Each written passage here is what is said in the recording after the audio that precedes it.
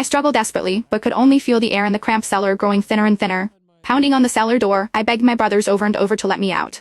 But my brothers only looked at me coldly, angrily saying, "What are you yelling about? This is all your own fault. If it weren't for you, why would Lily be suffering from such a bad allergic reaction? We've clearly been too nice to you, that's why you keep bullying and tormenting Lily. Just stay in there and think about what you've done." With that, William personally wrapped chains around the door while Henry piled heavy objects in front of it, eliminating any chance I had of saving myself. Now, watching Lily smile at my brothers, I let out another bitter, mocking laugh. "Brothers, the sister who loved you most in this world has been killed by your own hands."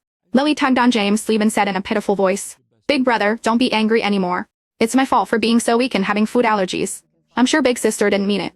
Please don't blame her." James' expression instantly darkened. He said coldly, "That wretched girl, we've clearly spoiled her too much, letting her develop such an arrogant and domineering personality." William's eyes flashed with surging anger. The older she gets, the more narrow-minded she becomes. If it weren't for her, how could Lily have ended up in this state?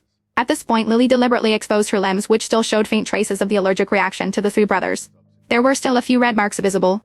Henry gently stroked the skin that still bore slight redness. "Does it still hurt, Lily?" Lily lowered her head, her voice trembling as if she was about to cry. "It doesn't hurt. Really, it doesn't." The anger in William's heart was thoroughly ignited. He shouted furiously, "If we got into the hospital any later, it could have been life-threatening for Lily. And after all these days she hasn't even sent a single message. She truly shows no remorse at all." James spoke with even greater fury. "Go bring that wretched girl here to apologize. I don't believe she can keep refusing to say sorry." William and Henry joined in angrily. "It's all because she's relied on our support. Now that she's done something wrong, she must face proper punishment." They turned to the servants and thundered, "What are you all standing around for? Hurry up and bring that ungrateful brat here. And bring our disciplinary cane too." If it weren't for Rachel deliberately putting seafood in the meal, how could Lily have suffered in the hospital for 3 days? It's time to set the rules straight in this household. The servants didn't dare disobey and hurried off in my direction. I let out a despairing, bitter laugh. My brothers hadn't even investigated the truth before arbitrarily deciding I was guilty. 3 days ago, Lily said she was hungry, so I wanted to do something nice and cook for her. She even gave me a small packet of seasonings, saying she wanted to eat that. I tasted it and it seemed like normal seasoning.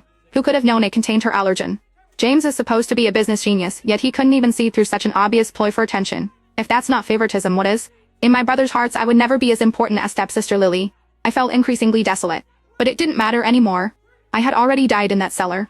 Now my brothers could give all their love and favor to Lily.